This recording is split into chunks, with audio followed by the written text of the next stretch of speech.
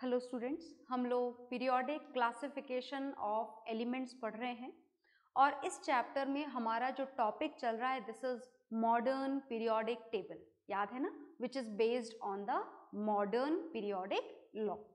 और इस लॉ के अकॉर्डिंग किसी भी पीरियड में जब आप लेफ्ट टू राइट मूव करते हो तो कैरेक्टर्स में क्या क्या वेरिएशंस आते हैं that we have seen already. Is it okay? अब हमको आज की क्लास में जो पढ़ना है these are the variations in characters when we move down in a group. Is it okay? मतलब आज हमको ग्रुप का डिस्कशन करना है, राइट? ओके, तो चलिए हम हमारा टॉपिक जो है यहाँ पर लिख देते हैं। That means now we have to see the variations in characters. Variations in characters कब देखने हैं अब आपको ये variations? when we move down in a group. Is it okay? That means in a group, and in the group we usually moves in the downward direction. हमारा movement normally कौन सी direction में होगा? डाउनवर्ड डायरेक्शन में। तो चलिए लिख देते हैं हम कि हमें कौन से कैरेक्टर्स का वेरिएशन यहाँ पर देखना है। वेरिएशंस बोले या सिमिलैरिटी बोले ज़्यादा बेहतर होगा। सिमिलैरिटी क्यों? क्योंकि हम तो शुरुआत से ही यही बोल रहे हैं कि whenever we talk about any of the periodic table then all the elements which belongs to the same group are having similar physical and chemical properties. पर ऐसा ज़रूरी नहीं है कि एक ग्रुप में जो 6 एलिमेंट प्रेजेंट हों या 7 एलिमेंट प्रेजेंट हों उनकी प्रॉपर्टीज एग्जैक्टली सिमिलर हो, ऐसा पॉसिबल नहीं है। That means slight variations are there and we have to know about those variations. Okay, तो चलिए वेरिएशंस में जो हम सबसे पहले कैरेक्टर यहाँ पर पढ़ने जा रहे हैं वो कैरेक्टर है वैलेंस इलेक्ट्रॉन्स का। किसका देखने जा रहे हैं आप वैलेंस इलेक्ट्रॉन्स का वेरिएशंस यहाँ पर जानने जा रहे हैं। और जो वैलेंस इलेक्ट्रॉन्स होते हैं मुझे लगता है कि आपको याद होंगे, फिर भी मैं यहाँ पर दोबारा लिख देती हूँ। Meaning of valence electron is the number of electrons which are present in the outermost shell. तो हम आउटर मोस्ट शेल के वैलेंस इलेक्ट्रॉन के बारे में यहाँ पर इंफॉर्मेशन कलेक्ट करने जा रहे हैं। तो चलिए उसके लिए आपको कोई सा भी ग्रुप सेलेक्ट करना है। आप चाहो तो फर्स्ट ग्रुप सेलेक्ट करो, चाहो तो सेकंड करो, थर्ड ग्रुप को आप इग्नोर करें 3 to 12 क्योंकि उसके एलिमेंट्स आपके जाने पहचाने नहीं है इतने। तो आप फर्स्ट, सेकंड या फिर 13 to 18 में से कोई ग्रुप सेलेक्ट कर लें और ज़्यादा बेहतर होगा कि आप फर्स्ट ग्रुप से समझने की कोशिश करें क्योंकि फर्स्ट ग्रुप और सेकंड ग्रुप के बहुत सारे एलिमेंट्स के कॉन्फ़िगरेशंस आपको बिल्कुल टिप्स पर याद हैं। Is it okay? So we will start with the first group. हम कौन सा ग्रुप लिखने जा रहे हैं? हम फर्स्ट ग्रुप यहाँ पर मेंशन करने जा रहे हैं। तो सुनिएगा ध्यान से। जो फर्स्ट ग्रुप है this first group starts with the hydrogen element. तो हमें सबसे पहले कौन सा एलिमेंट लिखना है? हमें सबसे पहले हाइड्रोजन एलिमेंट लिखना है। हाइड्रोजन एलिमेंट के बाद में आपको याद होगा जो नेक्स्ट एलिमेंट आएगा यहाँ पर दिस इज लिथियम। जो नेक्स्ट एलिमेंट आएगा दिस इज सोडियम। जो नेक्स्ट एलिमेंट आएगा दिस इज पोटेशियम। और पोटेशियम के बाद में आपको याद तो नहीं है, मैं थोड़ी सी जगह यहाँ ज़्यादा छोड़ देती हूँ। पोटेशियम का कॉन्फ़िगरेशन भी लिखना है क्योंकि हमको पोटेशियम के बाद में आएगा रुबिडियम, फिर आएगा सीजियम और फिर आएगा francium.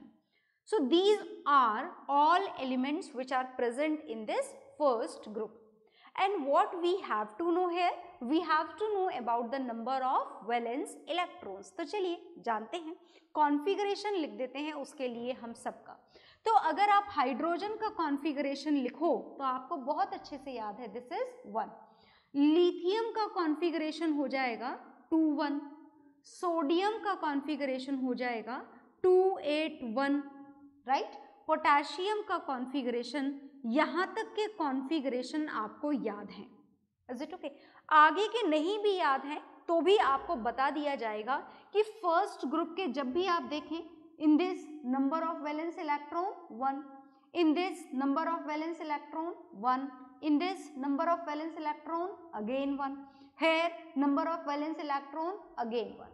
That means whenever we talk about the element which belongs to the first group, तो फर्स्ट ग्रुप के सारे एलिमेंट में बिल्कुल सेम है. क्या सेम है? Number of valence electron. Number of valence electron बिल्कुल सेम है सारे एलिमेंट्स के अंदर. If they belongs to the first group then definitely the number of valence electron will be 1. If the elements belongs to the second group, the number of valence electron will be 2. If the elements belongs to the 13th group, then the number of valence electrons will be 3. If they belongs to the 14th group, the number of valence electron will be 4. Is it okay? If they belongs to the 15th group, the number of valence electron will be 5. 16th group, number of valence electron will be 6.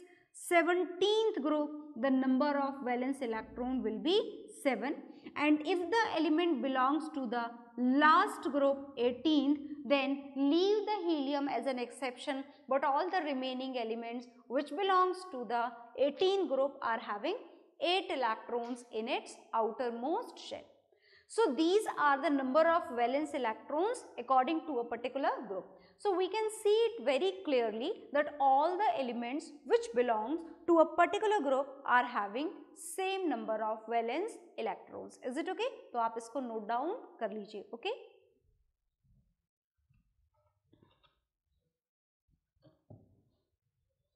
तो आपने ये note down कर लिया होगा. और note down करने के बाद में अब मैं इसको यहाँ से रफ नहीं करूँगी, इसी के आगे हम एक कॉलम बना लेते हैं क्योंकि the next thing is also connected with the same with the number of valence electron से ही कनेक्टेड है.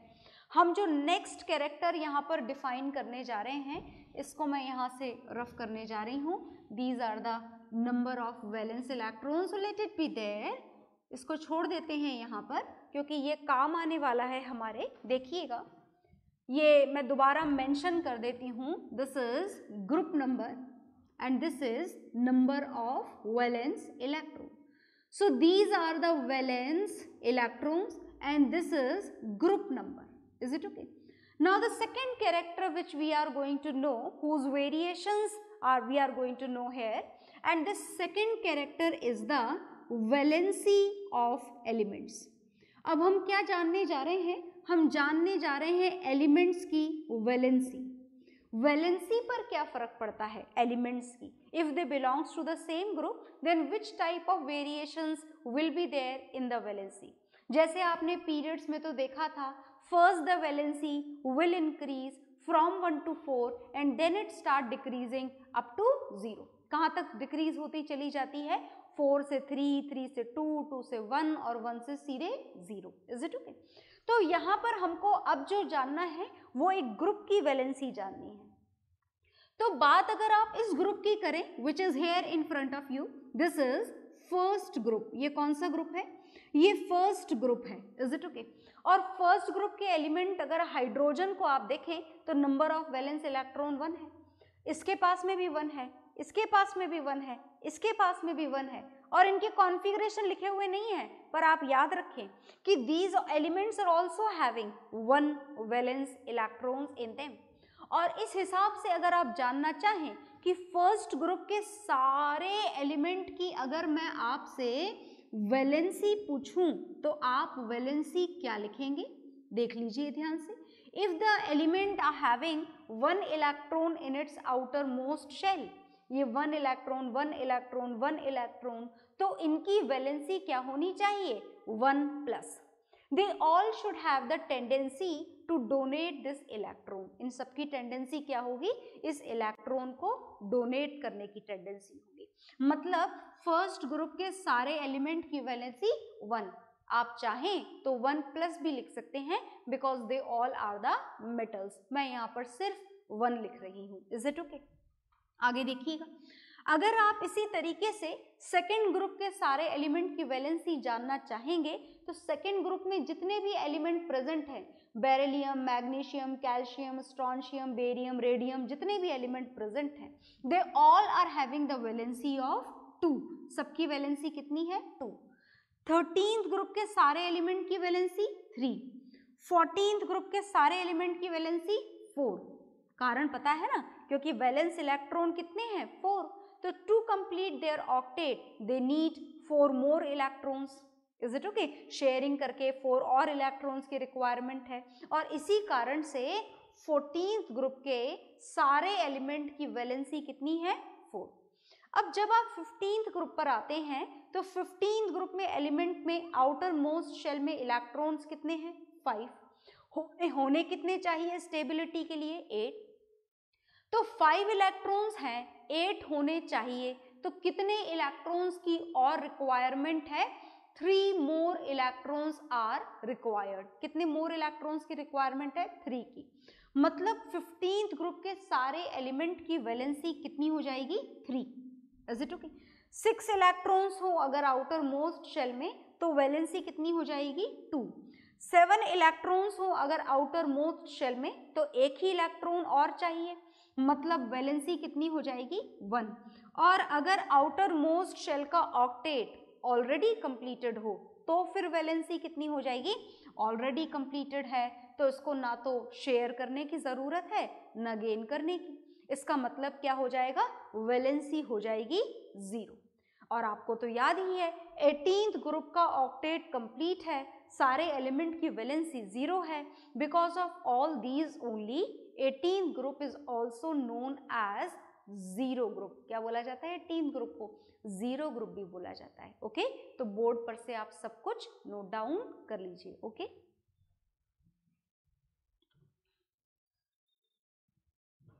तो आपने ये नोट डाउन कर लिया होगा। और हम अब थर्ड कैरेक्टर, ग्रुप का थर्ड कैरेक्टर यहाँ पर डिफाइन करने जा रहे हैं। तो उस थर्ड कैरेक्टर को डिफाइन करने के लिए भी हमको ये जो ग्रुप है वो यहाँ बने रहने देना है, as we need it again. तो हम ये बाकी का पार्ट यहाँ से रफ कर रहे हैं, उसको वहीं बने रहने देते हैं। और देखिएगा आगे आपको यहाँ पर क्या जानना है। हाँ जी, तो नेक्स्ट जो हम पढ़ने जा रहे हैं, अच्छा, valency of element is done. और वैलेंसी ऑफ एलिमेंट के बाद में जो नेक्स्ट कैरेक्टर हमको यहाँ पर डिफाइन करना है इन सारे एलिमेंट का, which belongs to the same group, that is size of atoms. हम यहाँ पर अब क्या पढ़ने जा रहे हैं? हम पढ़ने जा रहे हैं size of atoms. That means we want to know that what would happen to the size of atom if we move in the downward direction. ये आपसे क्वेश्चन पूछा जा रहा है कि जैसे जैसे आप नीचे आते जाएंगे इस एटम के साइज पर क्या फर्क पड़ेगा। तो यहाँ इस बात का जो आंसर है वो बहुत सिंपल है। You can see it very clearly. अगर आप हाइड्रोजन का स्ट्रक्चर बनाना चाहें तो ये हाइड्रोजन का न्यूक्लियस और ये इसकी इकलौती शेल विच इज के शेल, एक ही शेल है, एक प्रोटॉन इसके न्यूक्लियस में और single electron in its energy shell. This is the structure of hydrogen. ये है आपका नेक्स्ट लिथियम। अगर आपसे लिथियम का स्ट्रक्चर ड्रॉ करने के लिए बोला जाए तो I hope you all can draw it. कैसे ड्रॉ करोगे? ये हो गए इसके 3 प्रोटॉन्स, आपको पता नहीं है मैं बता रही हूँ, आप चाहें तो भूल जाएं। 4 neutrons are present in its nucleus. और कितनी एनर्जी शेल है? 2, in which first is having 2 electron and the another is having only 1 electron, right. तो अब आपको यहाँ पर बनाने हैं ये फर्स्ट शेल, और दूसरी शेल इससे काफी दूर होती है। मतलब आपने यहाँ पर बनाए ये 2 इलेक्ट्रॉन और यहाँ पर बनाया ये सिंगल इलेक्ट्रॉन, राइट। फिर है बारी सोडियम की। सोडियम का स्ट्रक्चर आप बना सकते हैं क्या? बिल्कुल बना सकते हैं। How many protons are there in this sodium? In this sodium 11 protons are there, और मैं आपको बता देती हूँ कि 12 neutrons are present in its nucleus. So this is first shell, this is second shell, और अब आपके पास ज़्यादा जगह नहीं है तो मैं थर्ड शेल का अंदाज़ा आपको यहाँ पर दे देती हूँ. This is third shell.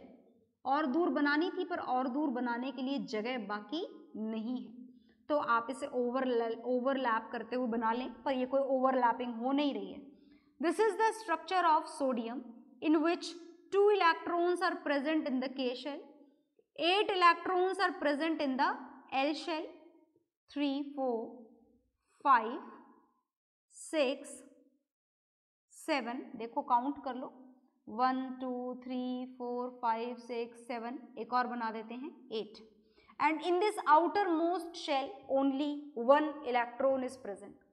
तो आप बहुत ही अच्छी तरीके से यहाँ पर देख सकते हैं that as we go down in a particular group, the number of shells increases, and this increment in number of shell increases the size of atom very much, बहुत ज़्यादा बढ़ा देती है. हालांकि इतने बड़े बड़े एटम नहीं होते जैसे मैंने बताए, एटम्स छोटे हों या बड़े हों या बहुत बड़े हों, they are microscopic, cannot be seen easily with the naked eyes. Not easily, even not difficulty, we are not at all able to see them with the naked eyes. Is it okay? So this is just a visual representation in front of you just to compare the size of the atoms, but the atoms cannot be this much bigger. Atom इतने बड़े नहीं होते हैं. Is it okay? So this is the size of hydrogen, this is the size of lithium, this is the size of sodium. So what we can see that when we move down in a group, what would happen to the size of the atoms? The size of the atoms increases a lot. बहुत ज़्यादा increment होता है. Difference hydrogen और francium के size में बहुत ज़्यादा होता है क्योंकि इसमें 7 शेल्स यूज होंगी और इसमें सिर्फ एक ही शेल यूज हो रही है. So these are the relation, these are the variations of size of atoms. अब इसको मैं यहाँ से अभी भी रफ नहीं कर रही हूँ, as I have to explain it to you more, something else, some another characters. तो मैं next character आपको यहाँ पर समझाने जा रही हूँ, पर उससे पहले आप इसको नोट डाउन कर लीजिए, फिर समझाऊंगी. ठीक है?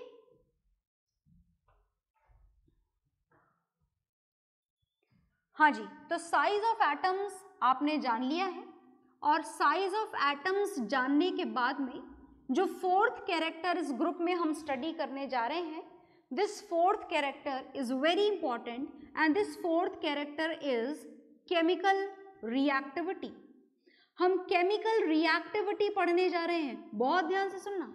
और इस केमिकल रिएक्टिविटी के टॉपिक को पढ़ने के लिए जो ग्रुप आपके सामने बना हुआ है, सिर्फ उस ग्रुप की स्टडी करना काफी नहीं होगा. We need one more group, हमें एक और ग्रुप की जरूरत होगी. फिलहाल 2 ग्रुप की क्यों जरूरत पड़ी? क्योंकि इस ग्रुप की एक खास बात है that this is the group of metals. These all elements are metals. ये सारे ही एलिमेंट कैसे हैं? मेटल्स. और आपको इन मेटल्स की बहुत ध्यान से सुनना, this is very important, very conceptual, तो थोड़ा ज्यादा ध्यान से सुनिएगा. तो we have to know about the chemical reactivity of metals for this particular group. Is it okay? So if we want to know, if we want to decide the reactivity of metals, then it is only and only decided by the capability, by the capacity of donating electron. Is it okay? If the metal, if any element donates its electron easily, then it is more reactive. If element donates its electron with some difficulty, then it is less reactive. तो ये बात I hope आपको समझ में आ गई होगी. तो देखें जरा ध्यान से कि अगर आप इस ग्रुप के बारे में जानना चाहें, तो अगर हम हाइड्रोजन से स्टार्ट करें तो ये हाइड्रोजन अपने इलेक्ट्रॉन को इजीली डोनेट करेगा, या फिर ये पोटेशियम. हम पोटेशियम तक की ही जानकारी रखते हैं क्योंकि इनके कॉन्फ़िगरेशंस फिलहाल आपको याद नहीं है. ठीक है? तो we have to start with the hydrogen, कि हाइड्रोजन अपने इस इलेक्ट्रॉन को इजीली डोनेट करेगा, या फिर लिथियम डोनेट करेगा, या फिर सोडियम डोनेट करेगा, या फिर पोटेशियम डोनेट करेगा. So if we want to compare out of these 4 element, then which element should donate its electron very easily? So the answer is potassium. है ना। अगर हम कंपैरिजन करना चाहें तो पोटेशियम अपने इलेक्ट्रॉन को इजीली डोनेट कर देगा। क्यों? क्योंकि देखिए हाइड्रोजन में ये वाला इलेक्ट्रॉन डोनेट करना है जो न्यूक्लियस के बहुत पास है, फोर्स ऑफ अट्रैक्शन बहुत ज्यादा लगता है, तो बहुत मुश्किल से इलेक्ट्रॉन डोनेट होता है। आ गई ना बात समझ में? तो बहुत मुश्किल होती है इलेक्ट्रॉन जाने में। यहाँ पर इलेक्ट्रॉन न्यूक्लियस से थोड़ा दूर चला गया, so it donates its electron easily comparatively. Okay, यहाँ पर ये डोनेट होने वाला इलेक्ट्रॉन न्यूक्लियस से 1, 2, 3 शेल दूर चला गया और आसानी से डोनेट हो जाएगा। और यही कारण है कि जैसे जैसे आप नीचे जाते हैं इन मेटल्स की जो केमिकल रिएक्टिविटी है वो क्या होती चली जाती है, इंक्रीज होती चली जाती है। कौन सी रिएक्टिविटी? Chemical reactivity.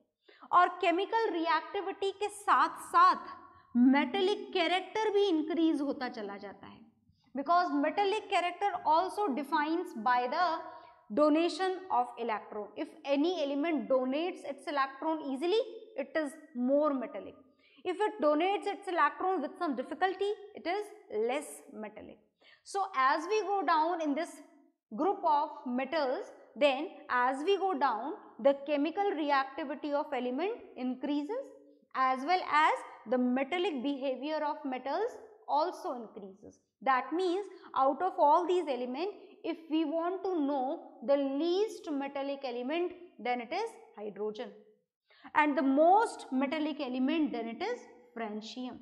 तो most reactive और most metallic, most reactive के साथ साथ most metallic element हमारे इस ग्रुप के अंदर कौन है? हमारे इस ग्रुप में मोस्ट मेटेलिक और मोस्ट रिएक्टिव एलिमेंट है ये फ्रेंशियम। तो आप पहले से नोट डाउन कर लीजिए, पर मैंने आपको बोला था कि ग्रुप का डिस्कशन इस ग्रुप से नहीं किया जा सकता, one more group is required. This is a group of metals and we have to discuss it again for a group of non-metals. Okay, so first you note it down, then we will see a group of non-metals also. Okay.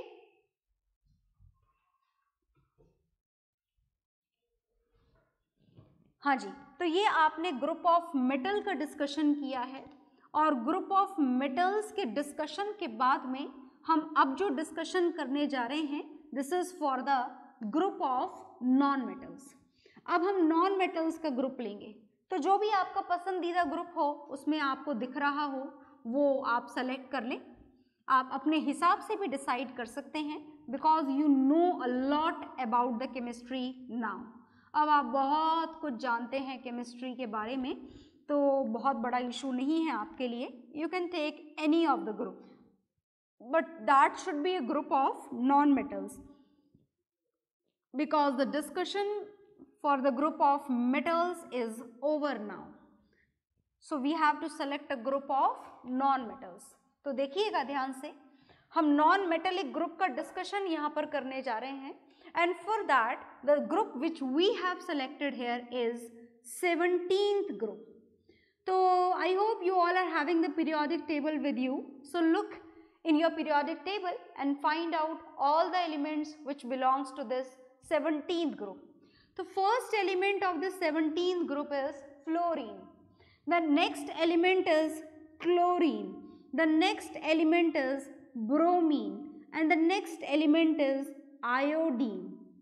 और आगे जाने की जरूरत नहीं है, हालांकि आपको तो यहाँ तक की भी जानकारी नहीं है, पर जितनी है उतनी आपके लिए काफी है.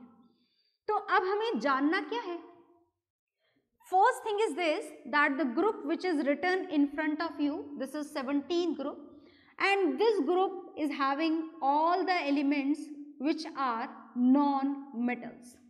ये सारे ही एलिमेंट कौन है? non-metals हैं.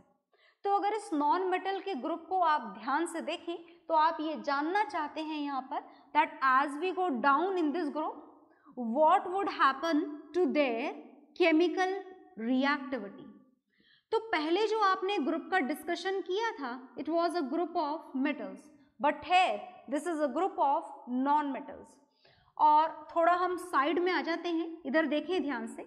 When we talk about the group of non-metals, then the chemical reactivity of non-metals is based only on the tendency to gain electron. If any element gains electron easily, it is more reactive. If any element gains electron with some difficulty, it is less reactive and less non-metallic. तो non-metallic behavior दोनों ही चीजें एक साथ move करती हैं. If we talk about the non-metallic behavior, then also it is decided by the gaining capacity of electron.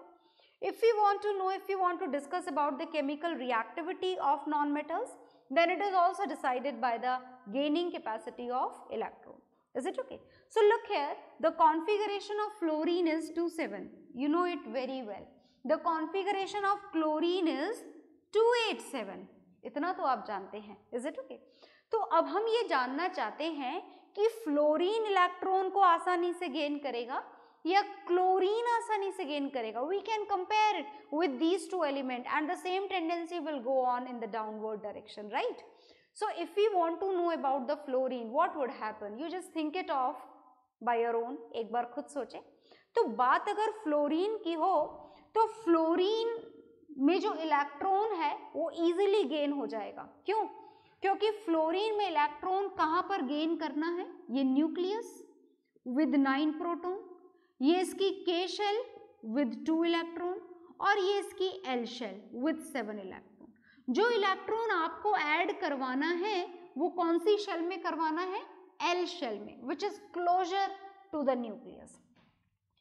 If this chlorine has to gain 1 electron, then it is going to be gained in this KLM shell, which is comparatively far away from the nucleus. So this gaining tendency in chlorine is less as compared to the fluorine. So when we go down, the shells goes away from the nucleus. So the gaining capacity of electron becomes less, more less. Is it okay? That means the chemical reactivity of non-metals, what should we write when we move in the downward direction? The chemical reactivity of non-metals decreases and the non-metallic behavior also decreases. दोनों काम एक साथ हो जाएंगे. ये भी decrease हो जाएगा, केमिकल रिएक्टिविटी भी, और नॉन मेटेलिक बिहेवियर भी डिक्रीज हो जाएगा.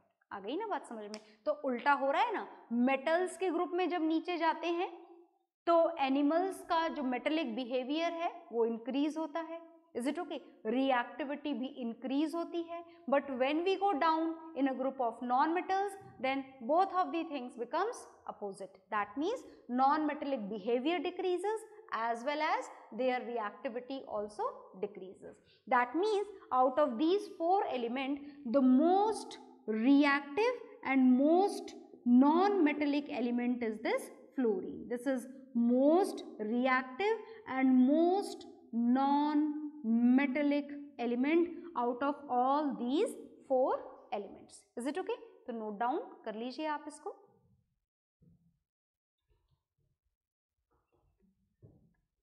हाँ जी, तो आपने नोट डाउन कर लिया होगा. अब इसके बाद में हमारे जो पीरियड्स और ग्रुप के कैरेक्टर वेरिएशंस थे वो खत्म हो चुके हैं. इसके बाद में हम कंपैरिजन करेंगे between the Mendeleev and modern periodic table, but that will see in the next class. Okay, bye everyone.